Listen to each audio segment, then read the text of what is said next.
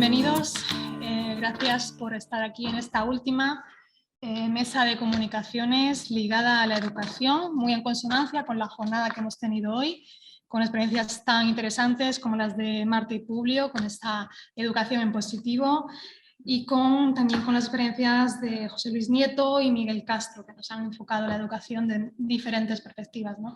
Bueno, pues vamos a ahondar un poquito más en ese ámbito con la mesa que vamos a presentar, denominada La educación como lugar de resistencia y emancipación, acción social. ¿Por qué este título? Bueno, porque las experiencias que vamos a contar o que van a mostrar los ponentes van muy ligadas a esa comunión entre el arte, la educación y, por supuesto, la acción social, con experiencias ligadas, por ejemplo, a colectivos de discapacitados, también de inclusión de la danza, al trabajo con jóvenes, etc. Entonces, sin más, y como vamos con el tiempo un poquito ajustado, voy a pasar a presentar a los primeros ponentes y, bueno, recordar un poco así a modo general que tenemos... Os comunico a vosotros y al resto de ponentes que tenemos online que tenemos entre 10 y 15 minutos como mucho para cada ponencia. Os ruego, por favor, que se ajusten al tiempo. Posteriormente tendremos unos minutos para debatir, preguntar sobre cada una de las ponencias que se van a presentar. Vale, bueno, pues sin más paso a presentar a Cecilia Mateo Sánchez y Enrique Mena García. Leo una pequeña presentación de cada uno de ellos para ubicarnos y bueno, ponernos en contexto. Cecilia es doctora cum laude en Historia del Arte por la Universidad Católica de Murcia y postgraduada en Museología Contemporánea por la Universidad de Alicante. Es profesora en la Universidad Católica de Murcia en los grados de Educación Infantil y Primaria, en máster de formación del profesorado, y también está ejerciendo en el programa de Un Capacitas, que tiene mucha relación con el proyecto que nos van a contar hoy. Bueno, su línea de investigación gira en torno al arte contemporáneo, la educación y los métodos de conservación y transmisión del arte contemporáneo. Y Enrique Mena, a su lado, es doctor cum laude en Historia del Arte y licenciado en Publicidad y Relaciones Públicas por la UMO. Ejerce también de profesor junto a Cecilia de los grados de Educación Infantil y Primaria y también del máster de profesorado. Y es diploma de especialización en Conservación y Gestión del Patrimonio Cultural por la UNED. Su línea de investigación se centra en la cultura visual, la publicidad, el arte, el patrimonio y la educación artística. Bien, pues chicos, si os parece bien, pasar a la mesa de presentaciones y os escuchamos con la ponencia denominada Una experiencia inclusiva entre los grados de educación y alumnado con discapacidad intelectual a través de la instalación artística. Adelante.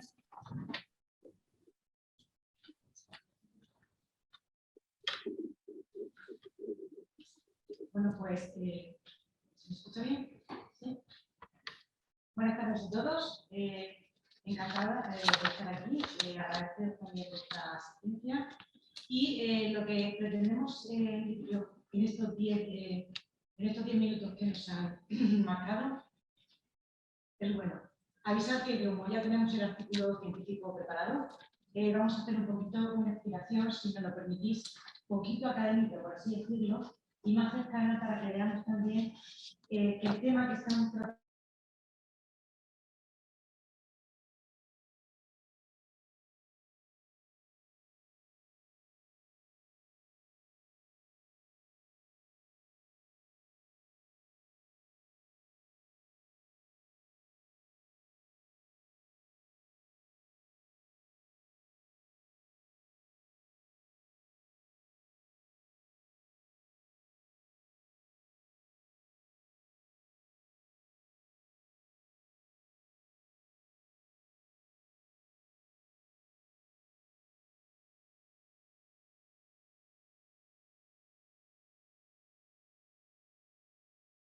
alumnos con discapacidad intelectual como parte de la globalidad de nuestro alumnado, simplemente es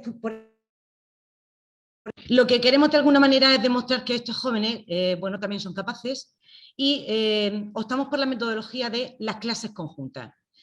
Aprovechando que Enrique y yo somos del área de la expresión plástica y artística visual, bueno, pues decidimos desde el momento cero empezar bueno, a compenetrar ese binomio tan hablado ya en el Congreso de enseñanza-aprendizaje, utilizando a nuestros futuros profesores, tanto de infantil como de primaria, como guiadores en ese proceso de enseñanza-aprendizaje a través de un colectivo real.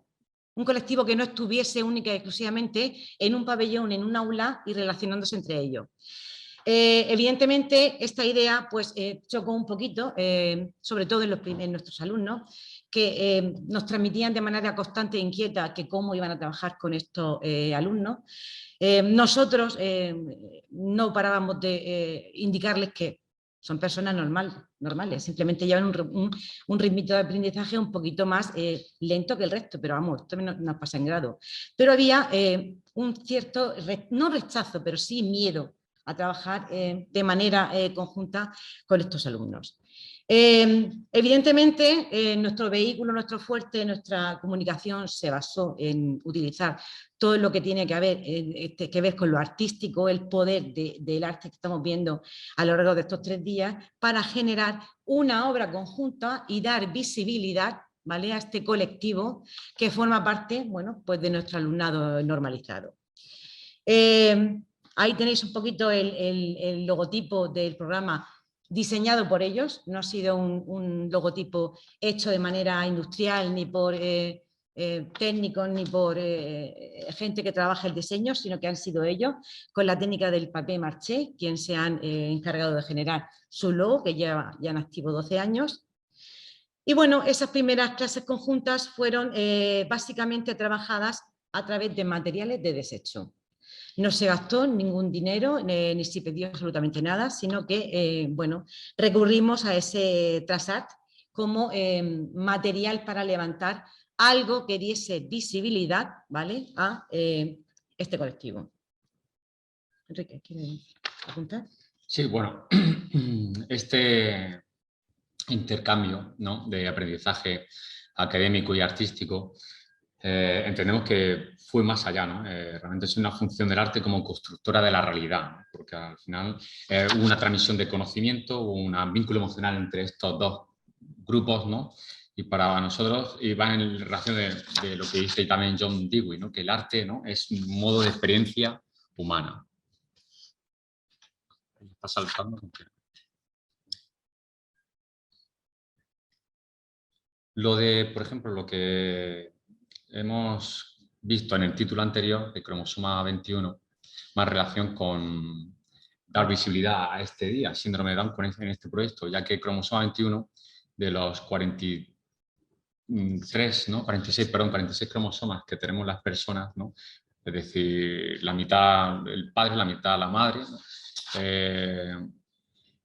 y suele a veces existir una alteración genética, un error de la naturaleza, digamos, donde aparece un cromosoma además, ¿no?, 47, ¿no?, y sobre todo se suele centrar en esa pareja de cromosomas 21, ¿no?, y de ahí que nosotros diéramos visibilidad a ese cromosoma, sobre todo en concreto en la instalación. Vale, lo que fue la instalación en sí, no buscábamos un resultado estético, por así decirlo, sino que más bien lo que pretendíamos era dar visibilidad a ese colectivo a base de momentos que ellos fueron recogiendo de manera tecnológica. Se establecieron ahí unas sesiones comunicativas entre los alumnos de grado y los alumnos con síndrome de Down, que de alguna manera bueno, también potenció esa competencia tecnológica tan necesaria en ellos. Esos momentos en los que fueron bueno, pues recogiendo momentos de vida, momentos que querían hacer visibles a través de esas fotografías que muestra la imagen, con ese cromosoma central que transmitía un claro mensaje. Este podrías haber sido tú, ¿de acuerdo? Existía un gran refuerzo, sobre todo a nivel de autorrealización, autoestima e identidad, porque en la imagen anterior que hemos visto aparece uno de nuestros alumnos, ¿no?, mostrando esa cortina, digamos, de botones donde aparecen las imágenes de ellos mismos, ¿no?, que se fotografían y están insertadas en la instalación. Por tanto, el mensaje refuerza sobre todo la identidad en esta instalación, ¿no?, que para nosotros la instalación artística no solo quiere ser un objeto, ¿bien?, quiere ser más que eso, quiere ser una situación de dar visibilidad, ¿no?, a este grupo. Es verdad que en la instalación hubo otros procesos, ¿no?, otros lenguajes artísticos y otras formas, ¿no? Como mediáticas, como la cartelería, que también hubo un cartel en papel continuo enorme, donde los alumnos dibujaron sus cromosomas, ¿no? A base de collage o pintura. Y también, vale, con la realización de ese mural, como podéis estar viendo, primero fuimos seleccionando formas y colores a través de esta taponería. Y los alumnos de grado, para comenzar un poquito, para romper el hielo con esos 24 alumnos con discapacidad intelectual, les prepararon a la puerta de la clase ese gran corazón que habéis visto hace un momento, ¿vale?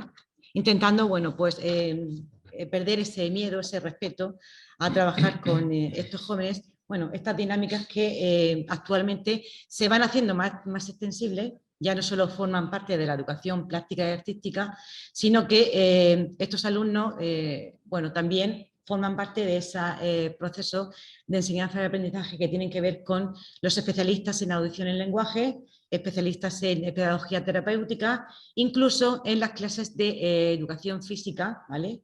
Para colectivos en riesgo de exclusión social, ¿vale?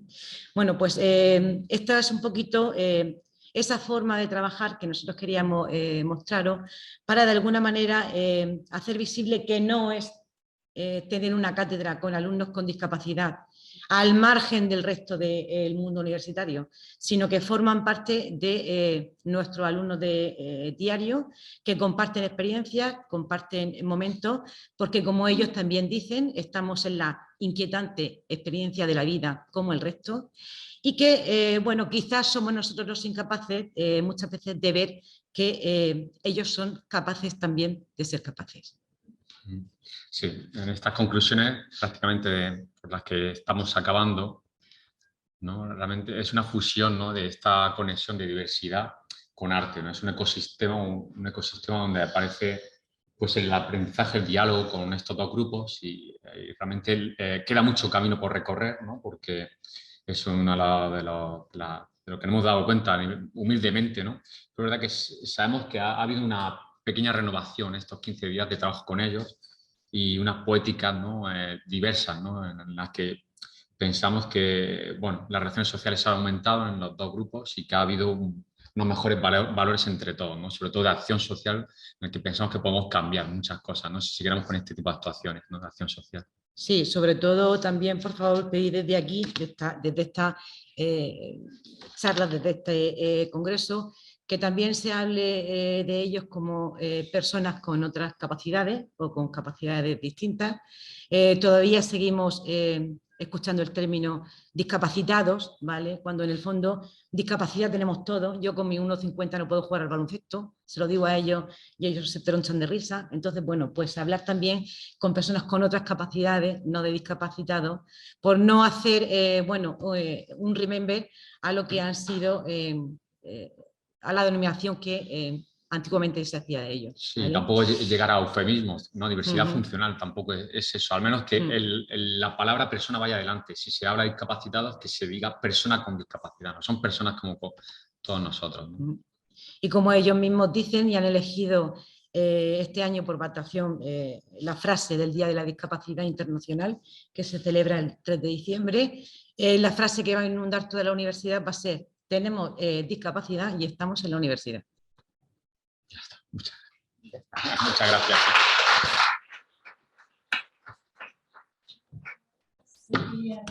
Gracias. La que es tan necesario y patente esa unión entre... ¿Os parece que os ponéis aquí por si después os están haciendo una pregunta o algo? Nos empezamos en la acción social con estos colectivos.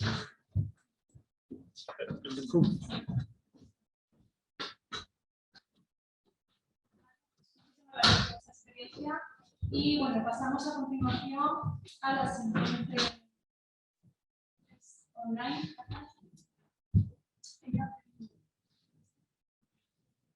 No está activado, vale, ya está. Vale, sí, pasamos a continuación a la siguiente ponente virtual, en este caso, que es Eira Treviño Torres. Paso a presentarla y te recuerdo, Eira, creo que me escuchas bien, ¿me lo puedes confirmar? Sí, te escucho sin problema. ¿Sí? ¿Me puedes repetir, por favor? Sí, aquí estoy, yo escucho bien.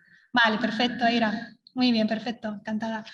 Muy bien, pues como decía, te presento a Eira, te presento tu ponencia y a continuación ya sabes que tienes aproximadamente unos 10-15 minutitos para exponer tu trabajo, ¿vale? Claro. Venga, Eira Treviño.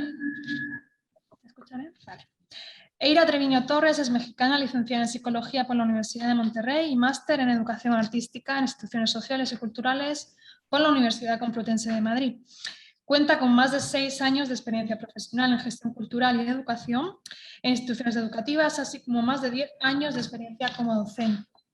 Ha realizado capacitaciones en psicoterapia gestal, competencias educativas y en pedagogía para la danza, que además va a estar muy relacionado con la ponencia que nos va a presentar. También ha hecho cursos en teatro musical en Nueva York con el fin de promover la accesibilidad del arte y la cultura a través de diferentes estrategias y técnicas educativas. Bien, Eira, pues si estás preparada, todo tuyo. Adelante. Muchas gracias. ¿Me podrían confirmar que se está proyectando bien la presentación, por favor? Sí, exactamente, Eira. Perfecto. Bueno, pues primero agradecer el espacio, reconocer el trabajo de los organizadores, tanto del Congreso, todos los involucrados, y bueno, de la Universidad de Murcia por crear también estos espacios y permitir que tengamos estos puntos de reunión. No me atraso mucho con esto, simplemente platicar un poco respecto a los hallazgos encontrados en este taller de danza creativa que se realizó, que se titulaba ¿Y esto que siento qué es?, que se hizo con el propósito de promover la conciencia emocional en adolescentes. Bueno, de aquí se hablará un poco respecto a la estructura que se siguió, platicar un poco con ustedes de qué trató el taller de danza creativa en sí y bueno, los hallazgos encontrados respecto al manejo emocional de los adolescentes que fueron parte de estos grupos. ¿De dónde surge? Bueno, de la necesidad enorme y creciente de los números que cada vez asustan un poco más respecto a ansiedad y estrés, sobre todo en adolescentes. De acuerdo a la Organización Mundial de la Salud, el 14% de los adolescentes padecen de alguna cuestión psicológica, siendo las principales estrés y ansiedad. Esto significa que 1 de cada 7 adolescentes a nivel mundial padecen uno de estos, siendo ya la ansiedad la que va a tope y va subiendo. Hay un gasto aproximado de 340.200 millones de dólares en el tratamiento de ansiedad y depresión en adolescentes. Y específicamente en el caso de España, España se encuentra 4 puntos por encima de la media en adolescentes que padecen este tipo de trastornos, teniendo un 20.8% de adolescentes que lo padecen, siendo la media española, la media europea más bien, el 16.3%. Entonces, finalmente es una necesidad que es importante atender y surge la idea de atenderlo antes de que surja, es decir, desde la prevención y la promoción de la salud, no tratarlo de manera reactiva, sino desde antes para ir promoviendo que las personas no padezcan este tipo de cosas o que cuenten más bien con herramientas que les permitan lidiar con esto que ya es algo, bueno, pues del día a día. Se encontró que la conciencia emocional, que en un momento hablaré de ella más a conciencia, pero básicamente se trata de reconocer tus emociones, poder ponerle nombre y reconocer las emociones de los demás, así como la danza creativa, había una cierta relación entre la conciencia emocional que estaba bien desarrollada y un buen manejo de ansiedad y estrés. Entonces surge la idea de conjuntar un taller de danza creativa con la intención de que éste aumentara o promoviera el desarrollo de una conciencia emocional en los adolescentes. Bueno, se trabajó con la hipótesis de que los talleres de danza creativa mejoran la conciencia emocional en adolescentes entre los 10 y los 13 años. Y bueno, el objetivo básicamente era valorar el efecto que tuvieron estos talleres para ver si nuestra hipótesis se cumple y bueno, había que establecer un punto de inicio, una definición, valorar el efecto que tuvieron y bueno, finalmente analizar si estos talleres son convenientes como medida de prevención y promoción, dando un poco más de fuerza al rol que tiene la educación artística en este tipo de temas.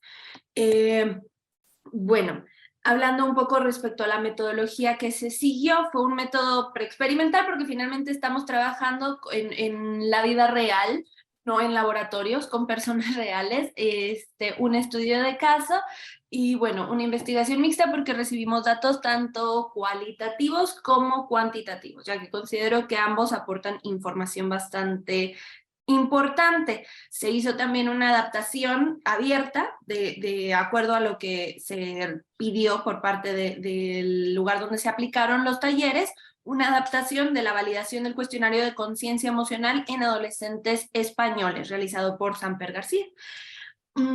Y bueno, respecto al marco teórico, bueno, hablamos de prevención y promoción, es decir, el atacar las cosas o el verlas desde antes que sucedan, no ya una vez que surge el problema.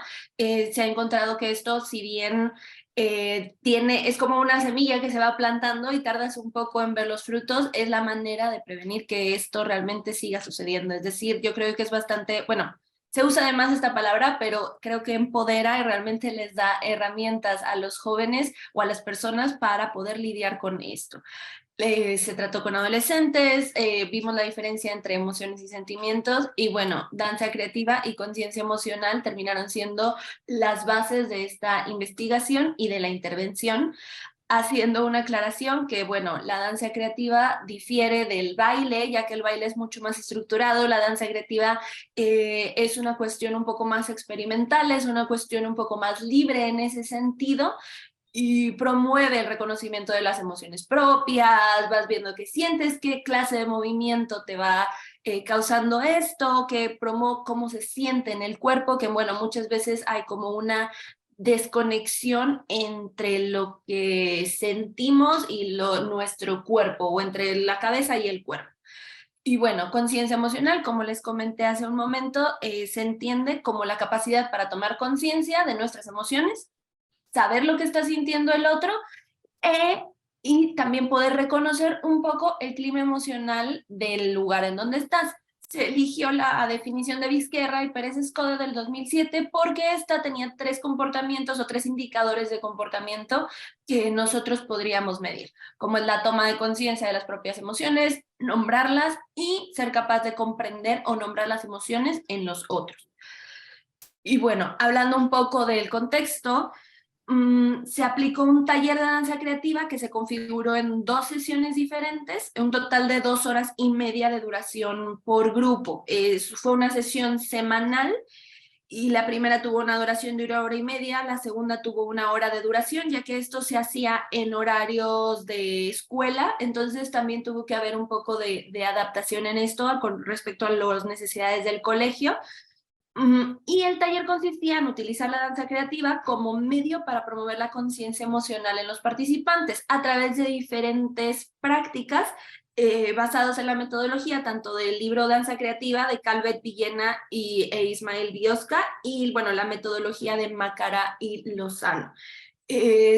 Buscábamos básicamente hacer diferentes actividades que los chicos no sintieran como una clase de danza como se entiende en lo normal, sino más bien un momento de ponernos a experimentar, ponernos a jugar y de qué manera aprovechamos en ese caso que aún estaba como el uso de las mascarillas en escuelas, de qué manera sin usar nuestra boca podíamos saber, por ejemplo, que alguien estaba feliz, o de qué manera sin usar del cuello para abajo yo podía hacer una pose que demostrara que me sentía triste o que me sentía enojado. Entonces los chicos ya iban viendo que no nada más se trataba de decir las cosas, sino también cómo se iban sintiendo un poco en el cuerpo. La actividad se aplicó a 96 jóvenes, el taller se impartió en 4 clases diferentes, 3 de sexto y 1 de cuarto en jóvenes que entraban en esta edad y en 2 colegios de Madrid.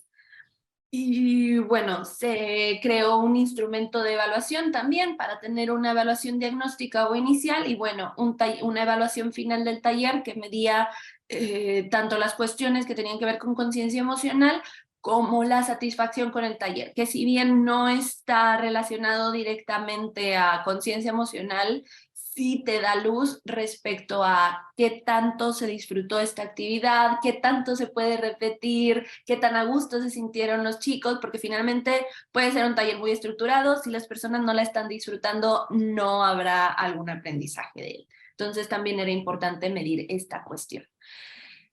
Y bueno, respecto a los resultados cuantitativos que se obtuvieron de las 96 evaluaciones finales que se hicieron, es que el 83% de los chicos volverían a participar en una actividad de este tipo, lo que podemos asumir también que resultó en una actividad agradable para ellos, que es algo que se puede seguir replicando, se puede seguir trabajando y refinando.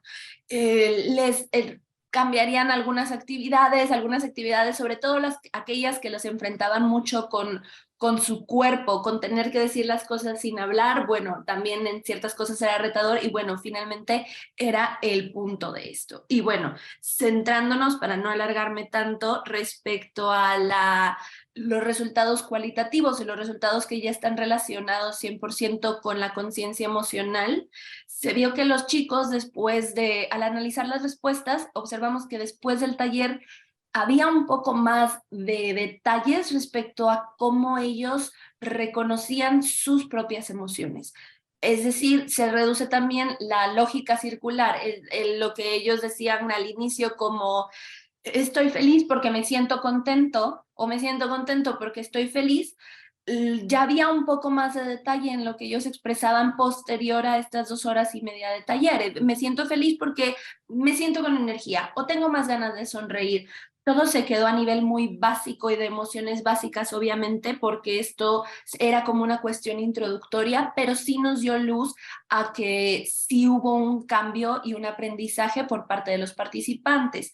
También hubo una mayor variedad de emociones, lo que al inicio nada más ponían estoy enfadado o estoy contento o estoy triste. Bueno, después de este taller los chicos ya podían nombrar un poco más de emociones. Me siento nervioso, me siento feliz, me siento contenta, hubo quienes dijeron incluso así como... No, había una mayor variedad de emociones que ellos daban a conocer posterior al taller y también respecto a las emociones de los demás. No hubo una comparación directa, pero al momento de preguntarles por qué era importante que ellos supieran de emociones, también notaban ellos que era muy importante para saber cómo se sentía mi compañero o mi compañera y de qué manera yo lo pudiera ayudar en caso de que necesitara. O cómo saber que las otras personas están felices o cómo saber que la otra persona está triste.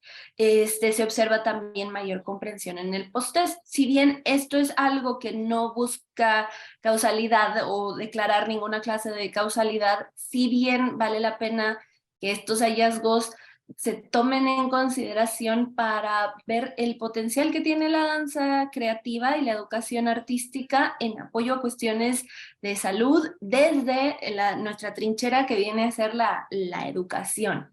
Respecto a limitantes que existieron, bueno, pues el tiempo para la aplicación, considero que algo importante sería agregar también un poco más de información cualitativa, ir fortaleciendo esta investigación. Y bueno, pero finalmente se permitió que se cumpliera tener la información para considerar que nuestra hipótesis inicial se cumplen los objetivos específicos que se establecieron al inicio y el objetivo general, que fue valorar el efecto de los talleres de danza creativa que se impartieron a través de Madrid Salud en la conciencia emocional de sus participantes entre los 10 y los 13 años para comprobar si la hipótesis se cumple. Y bueno, como investigación futura se recomienda también fortalecer esto, tal vez no solo con danza creativa, sino con otras áreas como el dibujo, que también está muy relacionado, y bueno, finalmente creo que todo el arte está relacionado un poco a la expresión emocional, pero bueno, seguir fortaleciendo esta investigación. Bueno, finalmente, a nivel de educación artística, considero que vale la pena seguir explorando las posibilidades que brinda la danza creativa en el ámbito de salud, y con esto seguir aportando información útil a esta conversación, de manera que el rol de las artes en la sociedad tenga cada vez mayor campo de acción, así como evidencia suficiente y sustento de la efectividad de sus intervenciones. Y bueno, pues esta sería mi intervención. Muchísimas gracias por el espacio.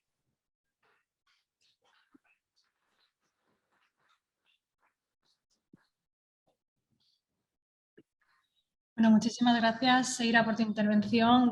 Creo que es muy interesante porque sí que es verdad que hacemos o realizamos, o los que nos dedicamos a la educación, el arte, la educación artística, muchas intervenciones, acciones puntuales, pero no todas se evalúan y no todas se investigan si realmente funcionan o no funcionan. Y creo que tan importante es una cosa como hacerla, la acción, como la evaluación y la investigación, con lo cual es un avance en ese sentido y bueno, te doy la enhorabuena por ello y ojalá se pudieran hacer de cada una de las intervenciones que realizamos. Bueno, muchísimas gracias y a continuación pasamos a la siguiente charla, que es denominada Rutas y hallazgos, prácticas colaborativas con mujeres privadas de su libertad en el Centro de Reinserción Social de Mexicali, Baja California, México. En este caso intervienen 3 personas, creo que me escuchan todas, son Mari Carmen de Montserrat Arroyo, Macías Alejandro Espinoza Galindo y Kenia Herrera Borquez. ¿Me escucháis todos? ¿Estáis ahí presentes? Sí, aquí estamos. Sí, te escuchamos. Hola. Perfecto. Bueno, paso a presentaros para que os conozcan un poquito mejor, os conozcamos y como siempre, como os he dicho, entre 10-15 minutitos tenéis para exponer vuestro trabajo, ¿vale? Bien, Mari Carmen de Montserrat es originaria de Mexicali, Baja California, México, estudia el doctorado en Artes del Instituto Nacional de Bellas Artes, ha expuesto a nivel tanto nacional como internacional. Publica además en 2018 un libro denominado Ciudadanos del Arte, estética relacional en el arte público en la franja fronteriza Mexicali-México. Es investigador y docente en la Facultad de Artes de la Universidad Autónoma de Baja California. Y bueno, desde 2021 colabora de manera multidisciplinar con Alejandro Espinoza y Kenia Herrera, que son los 2 ponentes que complementan esta intervención. Alejandro Espinoza, en este caso, es maestro en Teoría e Historia del Arte por la Universidad de Chile, profesor e investigador en la Facultad de Artes de la Universidad Autónoma de Baja California. Actualmente cursa el doctorado en Teoría Crítica y su línea de investigación gira especialmente en torno a la teoría de la performance y las artes interdisciplinarias, con especial énfasis en los cruces entre la escritura y las acciones del arte. Kenia, por último, Kenia Herrera, es doctora en estudios culturales por la Universidad de Potsdam, maestra en estudios socioculturales y licenciada en psicología por la Universidad Autónoma de Baja California. Es profesora investigadora a tiempo completo en la Facultad de Ciencias Humanas de la Universidad Autónoma de Baja California. Sus líneas temáticas de investigación son las intersecciones entre género, violencia y cultura, los feminismos decoloniales y los procesos de investigación transdisciplinar y colaborativos. Colabora a su vez con el resto de ponentes que van a intervenir, con Mari Carmen Arroyo y Alejandro Espinoza, en intervenciones pedagógico-artísticas interdisciplinares, que es un poco de lo que nos van a hablar. Por lo tanto, adelante, si me escucháis bien, es vuestro... Adelante. Hola, sí, muy buenas tardes, muchas gracias. En esta ocasión yo voy a ser la que voy a presentar la ponencia, yo voy a hablar y Mari Carmen va a presentar el PowerPoint. Y nada más, primero agradecer la presencia y compartir con ustedes en esta mesa todas estas posibilidades que puede dar el arte y la educación para la resistencia y la emancipación. Y también dejar en claro que aunque hoy es mi voz la que cuenta esta historia, esta está escrita de 3 manos y con múltiples voces e historias que entretejidas muestran procesos de transformación que estas experiencias artístico-pedagógicas han encarnado en nuestras maneras de ver y estar en el mundo. Entonces, esta historia empieza con el proyecto Ave Fénix, que nace en el 2015 por iniciativa de Mari Carmen Arroyo, quien junto con sus alumnos de la licenciatura en Artes Plásticas iniciaron actividades con la comunidad femenil del Cerezo de Mexicali. Los talleres al principio se basaron en las destrezas de quienes proponían las actividades, las posibilidades del espacio y las restricciones impuestas por el sitio. Poco a poco emergieron elementos inesperados, como la importancia de compartir y entretejer experiencias de vida y abrazar afectos activados entre nosotros. El taller tomó un carácter orgánico, un espacio social creativo y de aprendizaje que ahora nombramos como prácticas artístico-pedagógicas, donde el cuerpo se escapa del control ejercido por la institución. En el 2021, este organismo se complejiza gracias a la participación de Alejandro Espinosa y Kenny Herrera, quienes desde otras disciplinas y miradas enriquecen esta experiencia situada y compartida. Entonces, ¿qué entendemos por prácticas artístico-pedagógicas? Las prácticas artístico-pedagógicas, dice Natalia Calderón, son indisciplinadas. Para nosotros, esta vocación disruptiva tiene raíces epistemológicas en lo que Walter Mignolo llama desobediencia epistémica, es decir, desde un proceso de ruptura con las formas occidentales tradicionales de enseñar, de aprender y de crear conocimiento. Estas disrupciones parten de la crítica a lo que la ciencia y educación occidental considera conocimiento válido y a las formas tradicionales de compartir ese conocimiento. Santiago Castro Gómez llama hibris de punto cero al supuesto de que el conocimiento válido y superior nace, y abro cita, de una plataforma neutra de observación a partir de la cual el mundo puede ser nombrado en su esencialidad. Cierro cita. El sujeto que tiene el privilegio de esta perspectiva abstracta, que únicamente obtiene el conocimiento científico y la educación formal, dice Walter Mignolo, tiene el poder de mapear el mundo y sus problemas, clasificar a las personas y determinar lo que es mejor para ellos. Para Walter Mignolo, detrás de esa ilusión de la hibris del punto cero está el lado oscuro de la modernidad, la herencia colonial que privilegia lo masculino, lo heterosexual, lo blanco y lo europeo como poseedor de estas herramientas civilizatorias, relegando a los seres que no caben dentro de esas categorías como lo no civilizado, lo barbárico, que necesita ser controlado y moldeado. La epistemología desobediente quiere decir romper con la ilusión de la epistemología del punto cero y partir del principio de que la regeneración de la vida prevalecerá sobre la primacía de la producción y reproducción de la mercancía al costo de la vida. ¿Cómo entendemos lo pedagógico y artístico cuando partimos desde la desobediencia epistémica? Si la lógica occidental demanda la parcelación de la realidad para poder comprenderla, abogaríamos por una perspectiva que busque los entramados que conectan saberes, personas, lugares y experiencias. Cuestionamos la separación del arte de la vida cotidiana, impulsada, entre otras cosas, por el crecimiento del capitalismo. Y abro cita, una poderosa influencia en el desarrollo del museo como albergue propio de las obras de arte y en el progreso de la idea que son cosa aparte de la vida común. Ha perdido mucho de su íntima conexión social debido a la impersonalidad del mercado mundial. Cierro cita. Luis Kapnitzer plantea que las asociaciones que hemos aprendido con la palabra arte y educación están dirigidas a la producción de objetos y al entrenamiento funcional. Por esto abogamos por un arte que recupere su vocación antropológica y vital, una educación donde la creatividad y la espontaneidad sean detonantes de procesos pedagógicos. Las prácticas artístico-pedagógicas que aquí proponemos no se focalizan en la producción del objeto material, sino en los procesos creativos que ayudan a reconocer la posición que jugamos como seres sociales, inmersos en relaciones situadas. Esto último es particularmente relevante porque al poner en relieve lo contextual y situado, el proceso artístico-pedagógico enfatiza los entrelazamientos y conexiones, nos empuja a pensar, y abro cita, a la posibilidad de un nosotros, de ser lo común en el estar juntos. Cierro cita.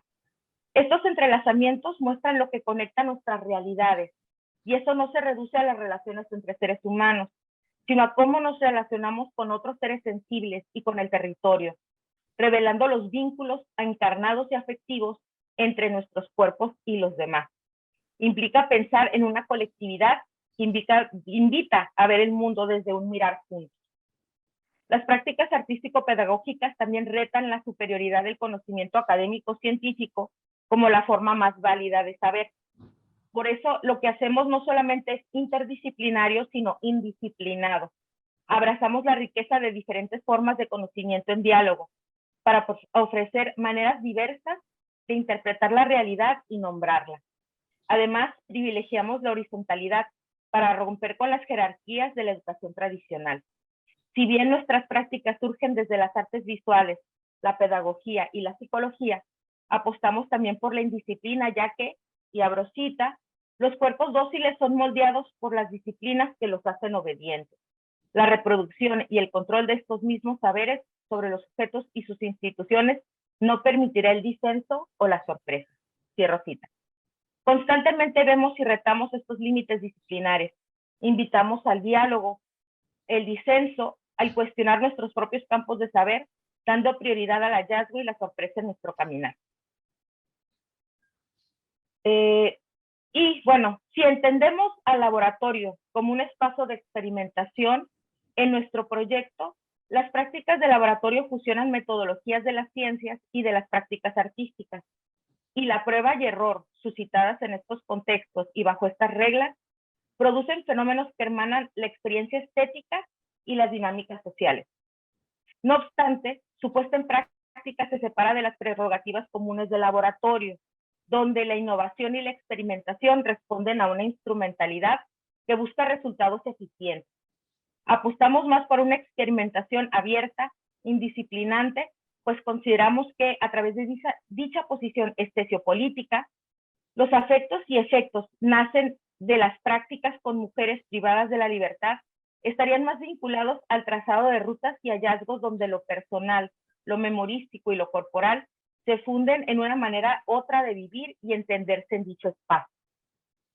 Nuestro laboratorio fue el patio central de la ala M6 del Centro de Reinserción Social en la ciudad de Mexicali.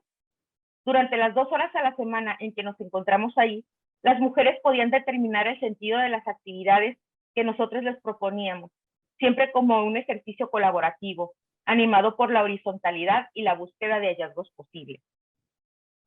Para el diseño de las prácticas partimos del trabajo colaborativo con estudiantes. Juntos decidimos las líneas temáticas de cada sesión: cuerpo-edad, cuerpo-belleza, cuerpo-afectos y cuerpo-maternidad. Cada línea temática se desarrolló a través de prácticas y actividades donde la vida y las voces de estas mujeres fueron animadas por un sentido de autodeterminación y de juego improvisacional, como modo de resistencia en el espacio de confinamiento, para suscitar en ellas modos de reexistencia. En cada actividad, animadas por el indisciplinamiento de la pedagogía y el arte y la disrupción de la cotidianidad de este espacio, se obtuvieron diversos tipos de registros, obras, testimonios, textos y acciones, huellas e inscripciones que dan cuenta de sus vidas, sus memorias, sus afectos.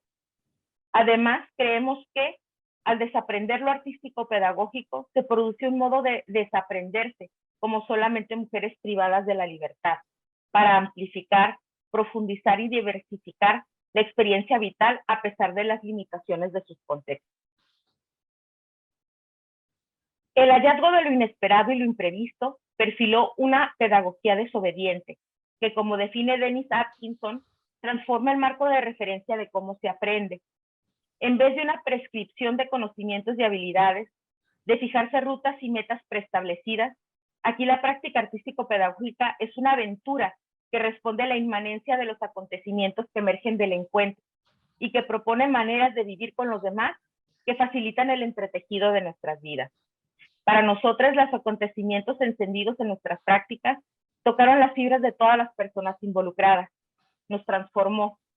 Tal como lo explica Alain Badiou, el acontecimiento rompió con las reglas esperadas de la situación en el contexto penitenciario. La irrupción de lo nuevo tuvo poderosos efectos que detonaron otros procesos de subjetivación, nuevas relaciones de nuestros cuerpos con el mundo.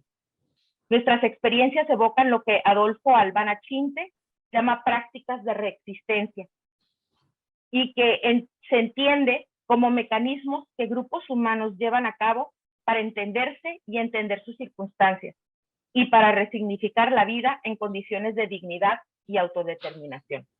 Con esto termino, les agradezco mucho la atención.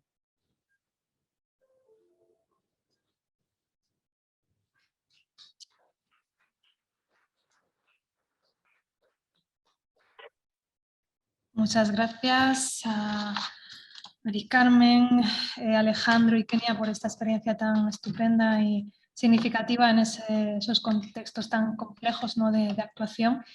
Y os doy enhorabuena por ello. Bien, muchísimas gracias y pasamos a continuación a la siguiente ponente, que en este caso tenemos aquí presencialmente. Se trata de Carmen Bellido Márquez, que va a explicarnos o va a contarnos una experiencia desarrollada en el Centro José Guerrero de Granada, titulada La difusión de la obra de José Guerrero entre grupos de personas con discapacidad. Paso a presentar a continuación a Mari Carmen Bellido. Es doctora en Bellas Artes, licenciada en Bellas Artes, también ha hecho el curso de adaptación pedagógica, es profesora titular de la Universidad de Granada desde 2006, está adscrita al Departamento de Escultura en este caso, ha sido becaria de FBI, FPU y ha tenido estancias de investigación en las universidades de Lisboa, Aveiro y Complutense de Madrid. Cuenta con 2 tramos de investigación reconocidos por la CNI. Bien, ¿estás preparada, Carmen? Vale. Estamos cargando. Tranquila.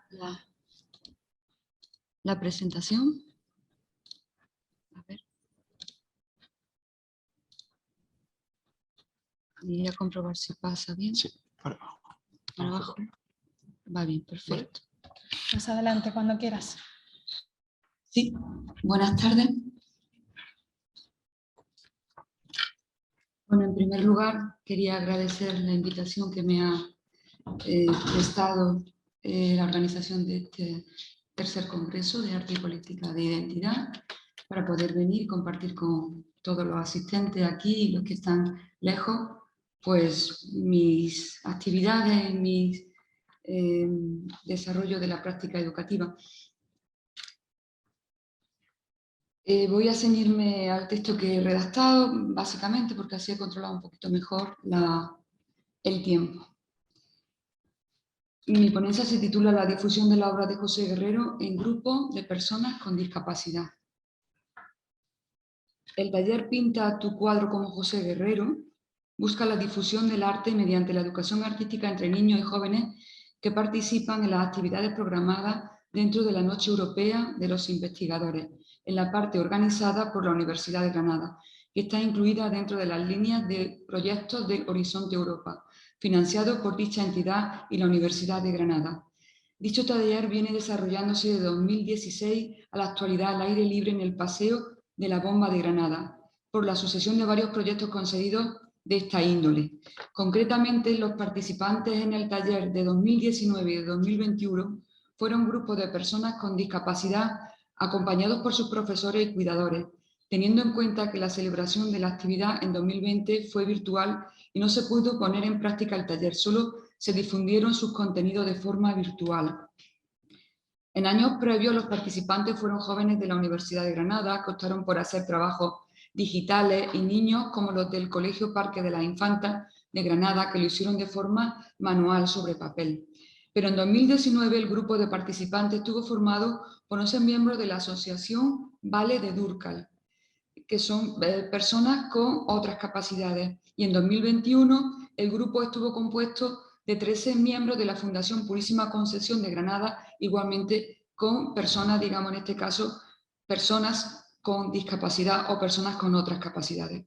Las personas que llevaron a cabo el taller fueron profesores y alumnos de la universidad y doctorandos adscritos al departamento, todo ello, de Escultura de la Universidad de Granada. Al principio, en los primeros años, el objetivo general de la actividad fue la difusión de la obra de José Guerrero, su conocimiento y la creación de nuevas piezas a partir de las propias del artista, usando técnicas pictóricas que interpretaran sus trabajos hechos sobre papel, como wash, grabados, dibujos o a tintas, etc., pertenecientes a la colección del Centro José Guerrero de Granada, realizada de forma libre y poniendo en práctica la creatividad de los autores. Se trató de hacer un taller en el que promocionar la difusión artística contemporánea y la creatividad plástica y hacerlo de forma lúdica con una actividad de ocio, cultura y juego para dar a conocer el arte y la ciencia. Pero ante el tipo de participantes con discapacidad de los años 2019 y 2021, el objetivo se especificó mucho más buscando además la educación especial, la igualdad, la participación social, la integración, la eliminación de barreras y la inclusión en la sociedad de personas con necesidades especiales, pero con un gran potencial creativo, libre de adoctrinamientos sistematizados.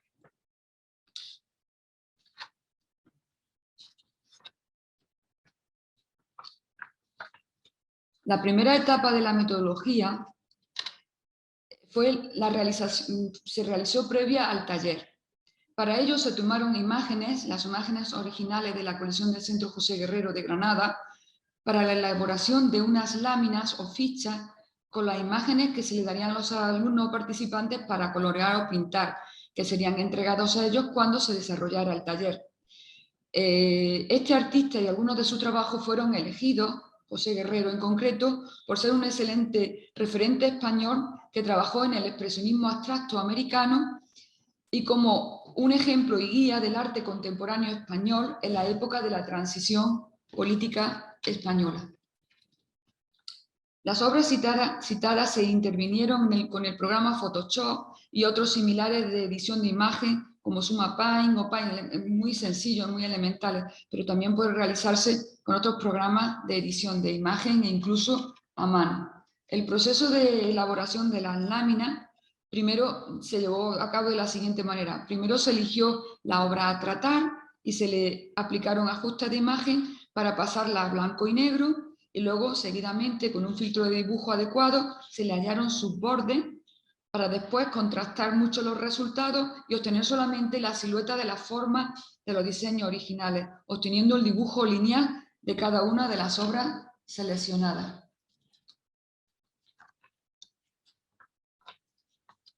Por último, se elaboraron las láminas colocando en la parte superior derecha de un folio una imagen pequeña de la obra original del artista seleccionada y bajo ella sus datos identificativos. Así se daba difusión de estas obras con sus datos concretos. Por otro lado, en la zona central del folio se situó una gran réplica del dibujo de la obra, solamente lineal previamente obtenido. Aquí pueden verse algunas de estas láminas realizadas y preparadas para entregar a los participantes. Estas otras y estas otras también.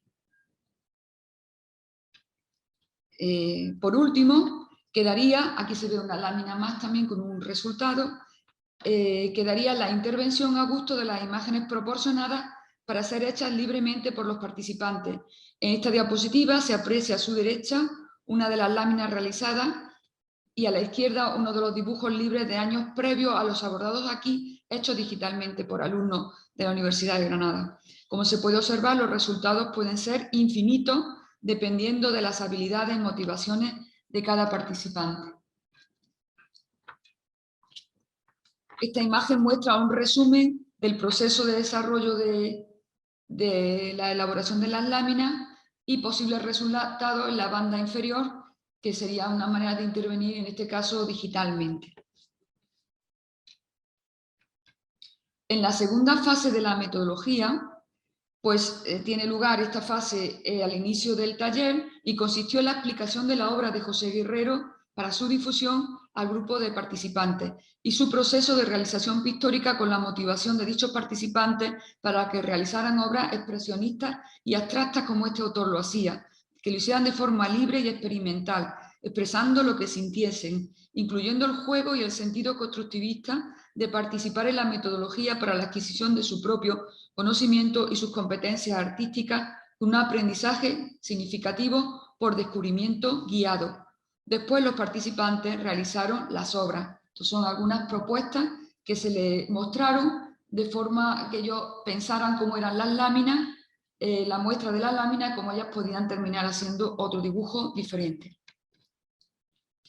De este modo, el participante construiría su aprendizaje a partir de sus experiencias, asistido y orientado por un monitor o profesor, quien le facilitaría el desarrollo de los trabajos y todo tipo de conocimientos que ellos pudieran ir adquiriendo por sí mismos. Los asistirían para esta adquisición de conocimientos, ya fueran estos conocimientos conceptuales, procedimentales o actitudinales.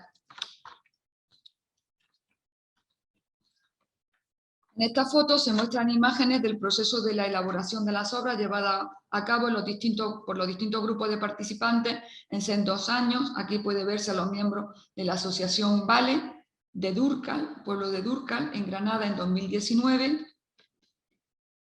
Bueno, se puede observar, si paso aquí atrás, como también se pone un monitor, un PowerPoint que se le basa a ellos para explicarle todo el proceso de difusión de la obra de José Guerrero y las láminas colgadas, para que ellos vean muestras de qué pueden hacer. Aquí pueden verse a los miembros de la Fundación Purísima Concesión de Granada de 2021 y en todo momento la metodología fue abierta, práctica, de aprender haciendo, guiada, constructivista y participativa y sobre todo libre.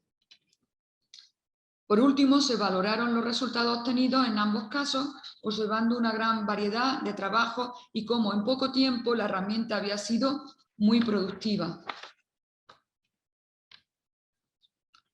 Los resultados de la actividad fueron obras de colorido intenso y contrastado en las que el gesto destaca dejando ver el trazo de la acción de pintar y que están cargadas de significado simbólico del color como elemento de comunicación. Se trata de obras expresivas y con gran luminosidad, que en algunos casos los autores no han respetado los bordes de las líneas que contornean la forma, lo que indica libertad y un fuerte caudal expresivo natural. También se observa que una misma plantilla es interpretada de forma diferente. Otro resultado del otro centro, también se nota en dicho trabajo una gran riqueza creativa, libertad de elección del color y de ejecución, por lo que denota que la formación práctica de sus autores es menos encasillada de lo que suele ser en los casos más generalizados. Por otro lado, la educación como metodología constructivista fue puesta en valor al realizarse un aprendizaje por descubrimiento que se transformó en significativo al comprobar los participantes que ellos también podían pintar una obra parecida o relacionada con la de José Guerrero, un artista granadino reconocido artísticamente a nivel internacional. Como valores aportados por esta investigación, el valor general aportado por la actividad fue el poder dar a conocer la obra de José Guerrero y de sus técnicas pictóricas actualizadas a nuevos formatos, la difusión del arte contemporáneo en general, en una feria de difusión de la ciencia y de la investigación, cosa que parece que el arte no va a entrar, pero no fue así. También el fomento de la práctica artística y la creatividad y la potenciación de la educación artística constructivista en la que el juego y el aspecto lúdico de la actividad fueron un aliciente para el aprendizaje significativo. En el caso específico que nos lleva ahora a cabo en esta presentación, fue además el desarrollo de la educación artística entre personas con discapacidad y con otras capacidades, así como el fomento de su integración social, su inclusión, su participación ciudadana y su visualización global.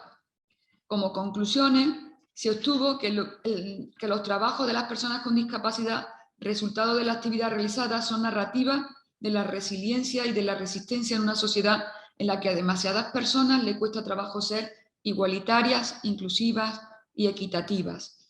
Con estas obras se puede poner en valor la narrativa de la enfermedad dentro de una sociedad en la que se potencia el perfeccionamiento físico, la alta calidad intelectual, el éxito rápido, la escalada profesional fulminante, frente a otra en la que se educa a las personas con discapacidad en comunidades que aplican el cariño, el afecto, la confianza, la seguridad, la alegría y la diversión como herramientas para transmitir valores que doten a estas personas de habilidades y destrezas para su futuro desde sus especiales capacidades creativas y potenciando su propia autoestima y calidad de vida.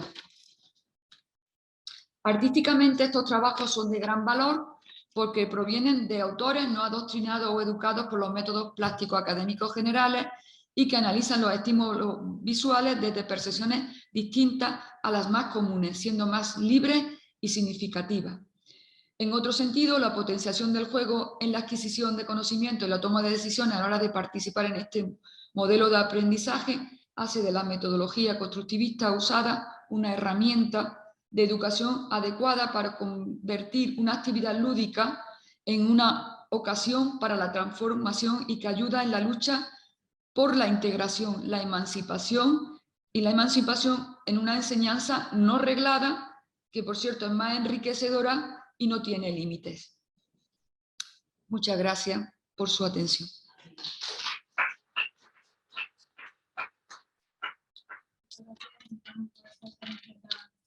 Significativa para el colectivo y pueda dar tiempo y continuar, ya que es obviamente muy interesante. Perdón, no estaba escuchando, ahora sí.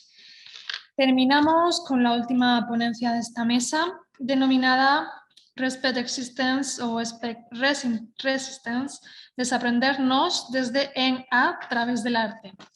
Las ponentes que intervienen serían en este caso Iránzazu Sanzo San Martín y Concepción Elorza Ibáñez de Gauna. Paso a presentarlas, creo que me están escuchando, imagino que sí. Bien, Iránzazu Sanzo San Martín es artista y docente investigadora en el Departamento de Ciencias Humanas y de Educación de la UPNA.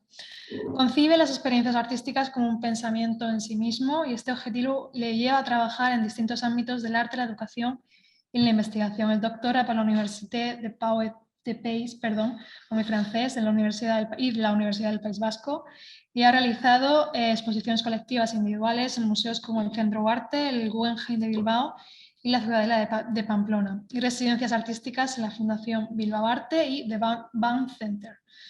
Concepción Elorza Ibáñez de Gauna es investigadora en el Departamento de Escultura y Arte y Tecnología de la Universidad del País Vasco, indaga en la capacidad generadora de nuevos imaginarios de la actividad artística, sus posibilidades efectivas de cambio en cada uno de los participantes implicados, considerando así aquí tanto el entorno, la persona artista, como el enredo que todos ellos constituyen y que a su vez les constituye. Su trabajo artístico ha sido expuesto internacionalmente de forma individual y también colectiva y forma parte de importantes colecciones. Su actividad investigadora involucra docencia, escritura, comisariado, así como un diálogo permanente con distintos agentes mediado por la organización y participación en encuentros internacionales. Bien, ¿estáis preparadas, tanto Iránzu como Concepción? Pues sí. Adelante. Muy bien, pues hola, buenas tardes a todas y a todos. Somos Solo un apunte, en la pantalla ahora ya se ve, ya está, de acuerdo. Perfecto. Como os decía, somos Iránzazu Sanzo y Concepción Elorza, muchas gracias por la presentación y vamos a exponer un trabajo que hemos realizado conjuntamente y que se llama, como has dicho, Respect Existence or Expect Resistance, desaprendernos desde en a través del arte. Insertamos esta investigación en las tareas desarrolladas en el seno del Grupo Consolidado del Sistema Universitario Vasco GISARTEA, Diálogos Críticos Arte-Sociedad, y asimismo Iránzazu Sanzo pertenece al Grupo de Investigación EDARTE de la Universidad Pública de Navarra. Queremos dar las gracias, por supuesto, a la organización de CIAPI por permitirnos compartir estas reflexiones con vosotras y vosotros, y por supuesto también a todas las personas que están ahora pues escuchándonos y viéndonos, tanto presencialmente como online. Comenzamos.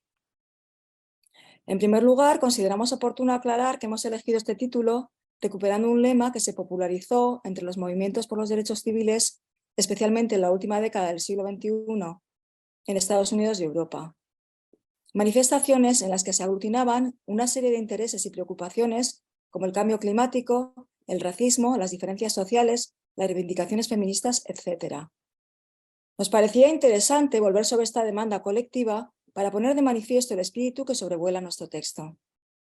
Hemos visto que ha aparecido también hoy, ha sido curioso esto, en la intervención de Marta de Gonzalo y Publio Pérez Prieto. Buscando un origen que para nosotros aún resulta incierto, hemos encontrado esta frase en una canción de la banda brasileña de thrash metal Violeta, en concreto de su disco de 2013, Escenarios of Brutality. Sin embargo, al margen de su existencia primera, nos interesaba precisamente por el hecho de haberse convertido en expresión colectiva, apropiada desde distintas sensibilidades que han decidido hacerla suya. En cualquier caso, cuando hablamos de resistencia, nos referimos también al desafío que supone la propia actividad artística. Entendemos que dedicarse al arte puede constituir un acto de resistencia, dado que él o la artista puede resultar ser alguien inadecuado, como nos recuerda Dora García, o incómodo, parafraseando a Jorge Oteiza. El arte se presenta como una actividad irreductible a una definición estanca o a la mera transmisión de un mensaje. Al igual que la educación, se centra en crear entornos y condiciones propicias para que sea el otro o la otra quien genere. Así, docentes y artistas personifican los signos que impulsan no a hacer como ellos, sino a hacer y ser, como diría Deleuze, con ellos. Al mismo tiempo, en los últimos años se ha venido apreciando un giro educativo que ha puesto en evidencia la importancia de los discursos artísticos y comisariales y, en términos más amplios, de los espacios generados desde el arte para proporcionar nuevas situaciones de aprendizaje, en oposición a la domesticación neoliberal de la enseñanza en contextos institucionalizados. Se trata de encontrar las fisuras desde las que proporcionar, haciendo uso de las especiales cualidades de los lugares donde el arte sucede, modelos que permitan acceder a otros saberes e imaginar otros mundos posibles. En este contexto, nos proponemos analizar a continuación dos obras que consideramos productivas en el sentido de su capacidad movilizadora en términos educativos. Por un lado, abordaremos el trabajo Swing Guerra de Bárbara Wagner y Benjamín de Burca, que fue mostrado por medio de una instalación en la Bienal de Venecia de 2019. En segundo lugar, examinaremos la exposición individual La levadura y el anfitrión, realizada por Philippe Palermo en México en 2017 y 2018.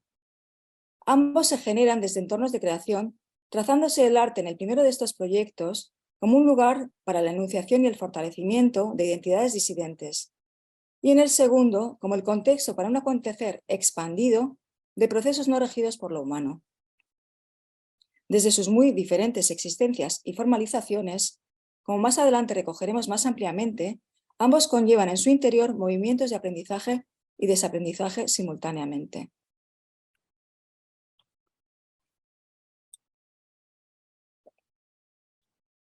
Podríamos decir que Swing Guerra genera una imagen que resulta fuertemente radical por su manera de despliegue, por cómo ocupa el espacio.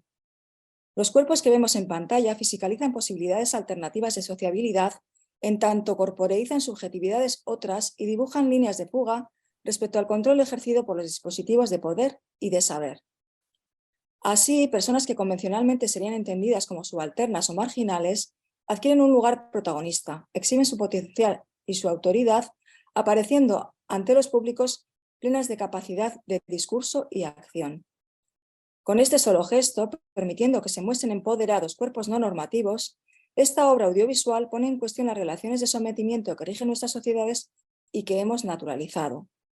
Accedemos a todo un flujo de sentimientos, pensamientos, conflictos, emociones, a través de los enfrentamientos bailados de los grupos Compañía Extremo, La Mafia, Bonde do Pasiño y As do Pasiño Sociedad Anónima, que ejecutan de manera impecable un repertorio que les resulta natural, pues está inserto en su día a día.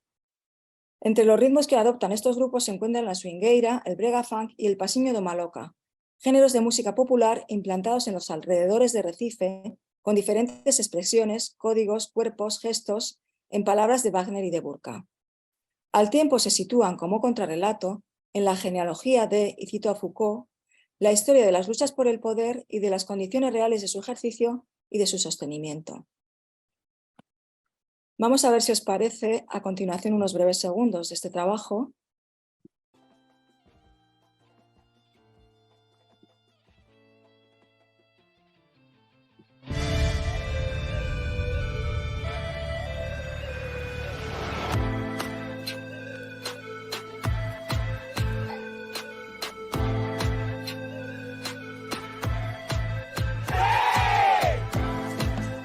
Como decíamos, en Swing Guerra, Bárbara Wagner y Benjamín de Burca se sitúan entre lo ficcional y lo documental para generar una imagen que atrapa inmediatamente nuestra atención y nos introduce a la realidad de sus protagonistas. La danza se vuelve aquí el lugar en el que se visibilizan abiertamente desde la afirmación y la vivencia modos de actuación que contravienen y desestabilizan los órdenes hegemónicos.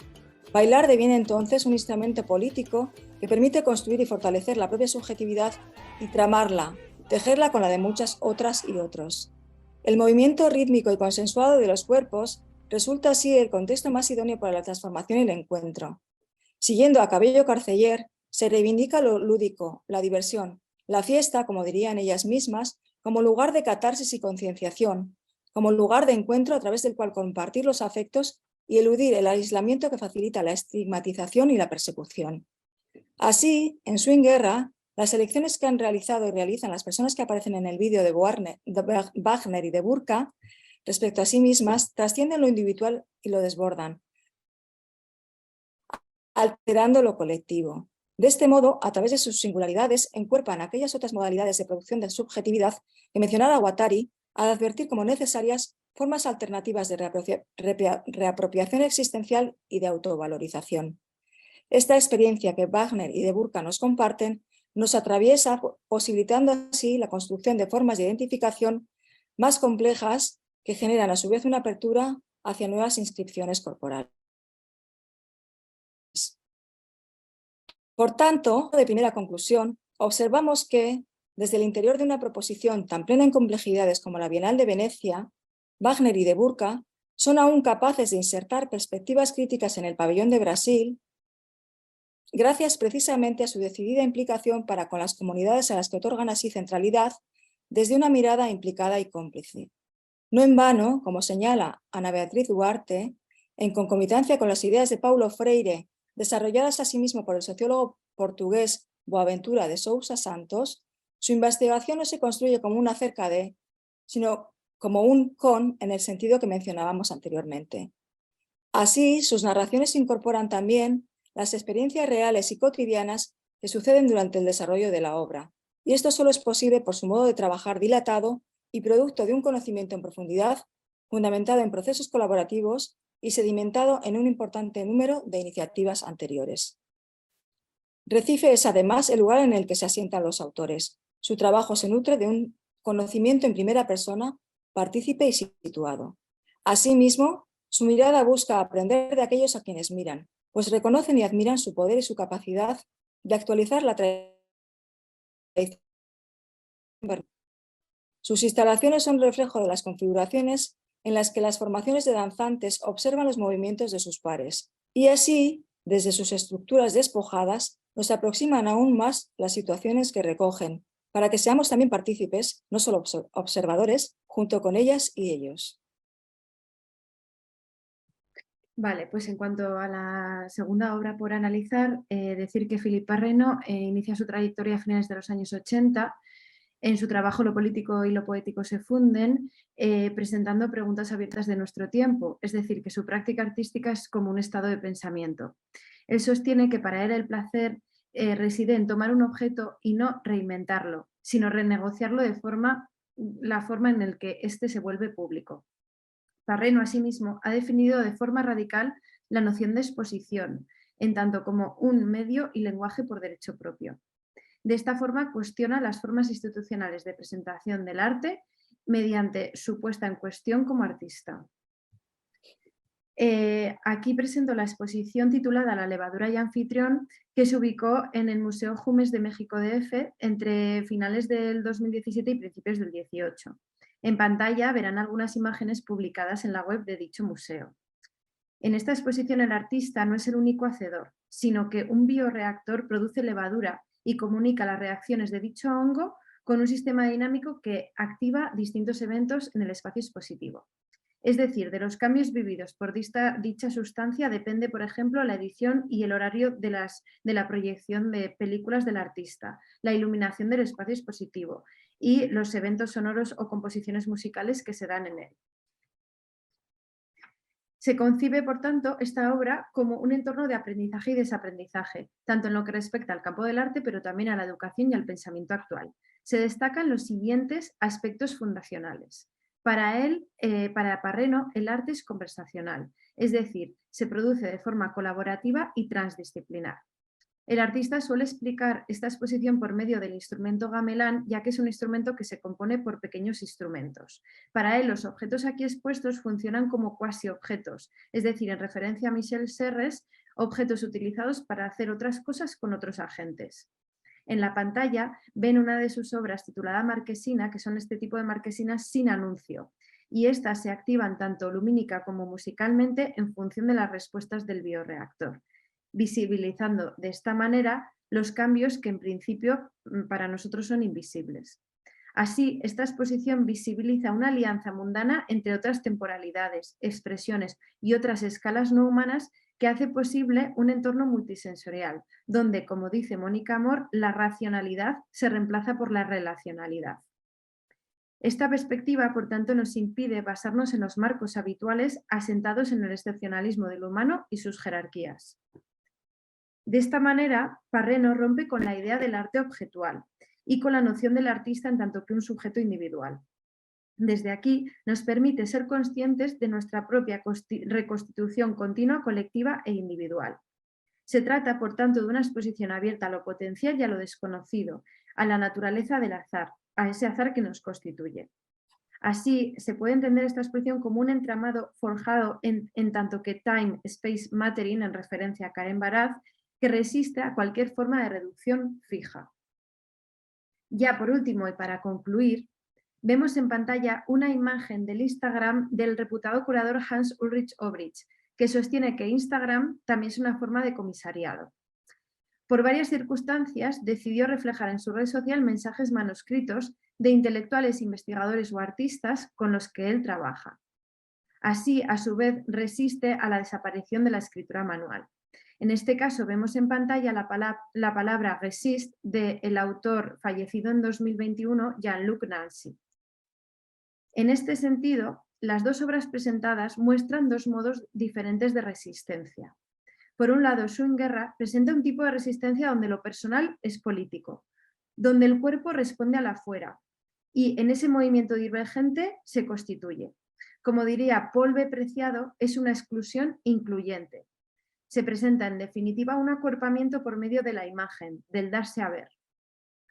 Por otro lado, la exposición de Parreno, lo poético se funde con lo político y lo visual con lo invisible, situando así una resistencia convergente, es decir, que concentrándose en sus procesos materiales y mentales, huye de cualquier reducción en imagen.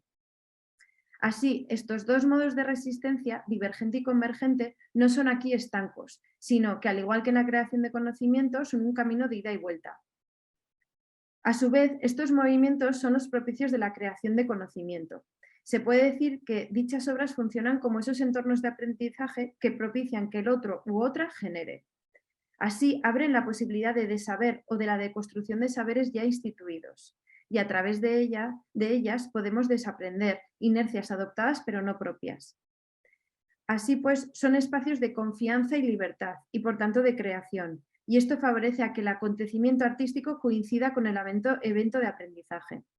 Gracias a estos análisis creemos que el arte puede ayudar a radicalizar procesos de innovación educativa y empujarlos a una visión más amplia y menos hegemónica, menos ortodoxa y menos antropocentrista.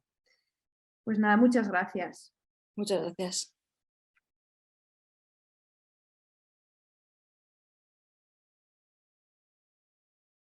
Muchas gracias, Concepción y Iranzu, por esta estupenda experiencia del análisis de esas obras de artes aplicadas hacia la educación.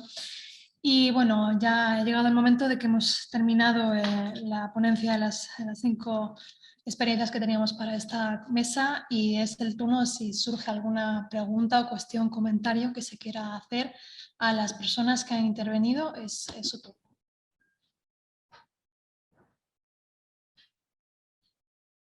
¿Nadie de momento?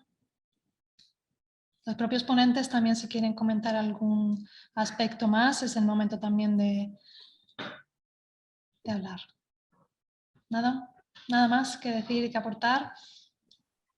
Bueno, de todas formas, como vamos un poquito justos de tiempo, tampoco viene mal no extender más esta mesa. Como para concluir, yo tan solo decir que ha sido un abanico muy amplio y diverso de experiencias, todas un poco con el nexo común de ese binomio arte y educación en pro de la acción y transformación social a través de la danza, a través del trabajo con personas con discapacidad, etcétera. Entonces, lo interesante sería que estas experiencias no se quedaran en estas experiencias puntuales, sino que se puedan transformar en el tiempo, puedan evolucionar.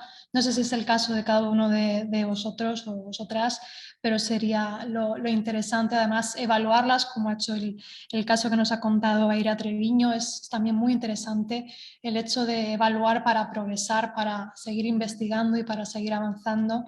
Y también es algo que considero fundamental, es la conexión entre diferentes contextos, es decir, entre museos y educación formal, educación no formal, esa conexión con el profesorado, con colectivos, con organizaciones, con fundaciones. ese trabajo cooperativo, colaborativo, me parece fundamental para que esa implicación entre arte y educación y acción social se dé y favorezca a todos los colectivos implicados. Entonces, estas experiencias han relatado un poquito ese tipo de ejemplos y de acciones y bueno, os animo por supuesto a que sigan adelante. Os doy enhorabuena particularmente por lo que habéis realizado. Espero que se puedan seguir desarrollando en el tiempo y por mi parte nada más. Si queréis aportar algo y si no, pues cerramos la mesa. Y nada más. Muchas gracias a todos. Un momento. Sí, es muy interesante la relación entre las ponencias que hemos hecho, porque, por ejemplo, en el caso de mis participantes con otras capacidades, para ellos es muy importante la movilidad física.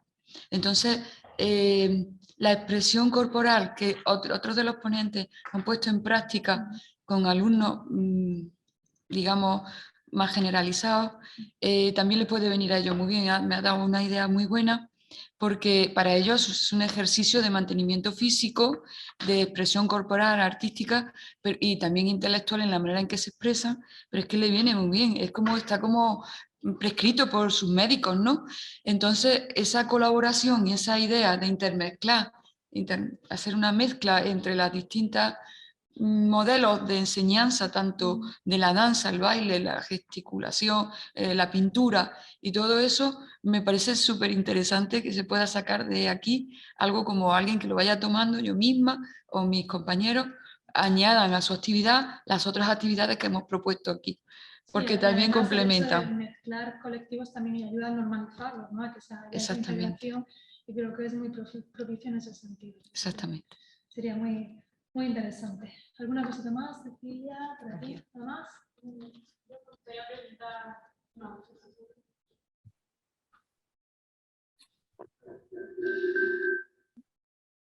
A Cecilia, que cómo se sintieron los chicos cuando hicieron el proyecto con vosotros.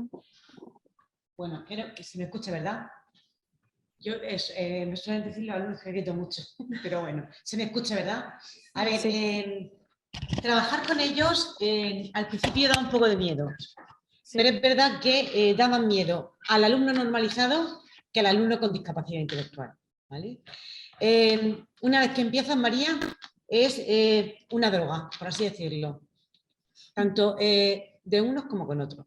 Nosotros lo que no queríamos desde el momento, desde el año 2012 que empezó a trabajar la cátedra, es que fuese simplemente un plumazo el que la universidad tuviese alumnos con discapacidad, ¿vale? Porque esto me vais a permitir, viste mucho, parece que está muy divertido, que muy bien, no, pero es que hay que subirse las mangas, ¿vale? Y entonces hay que trabajar con ellos. Esos 15 o 20 días pues terminaron desayunando juntos, cenando juntos, se fueron al centro comercial, todos fueron hibernando esa gran instalación de los tapones en escaleras, montando, y cada uno era un cromosoma, cada uno era una fila de tapones, con sus fotos, con sus experiencias.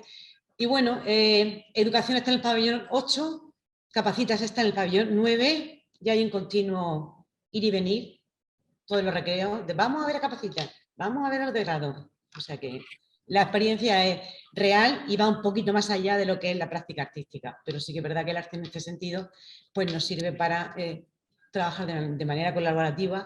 Hay otro taller sobre el rito de Munch, ¿vale? Con todo ello fotografías como Munch. Hay otro taller sobre Roscoe, o sea que ahí vamos metiendo ahí, no paramos en ese sentido, ¿vale? Pero sí, se hace muy... Se hace muy... Muchas gracias. Así que si tiene alguna sugerencia o te apetece trabajar algún día con ellos, encantada. Gracias. Muy bien, Cecilia, muchas gracias.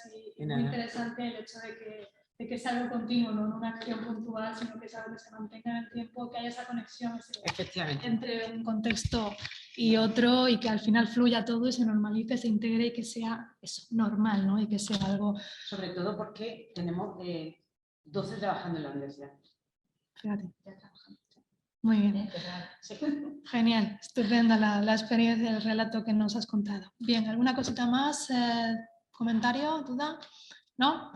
Bueno, pues si os parece bien, damos por finalizada esta mesa. Muchísimas gracias a las ponentes presentes, a los que estáis online, que habéis participado muy correctamente y con vuestras experiencias tan significativas. Gracias por esa participación y bueno, os esperamos en la próxima convocatoria de este congreso. Un placer. Gracias. Gracias.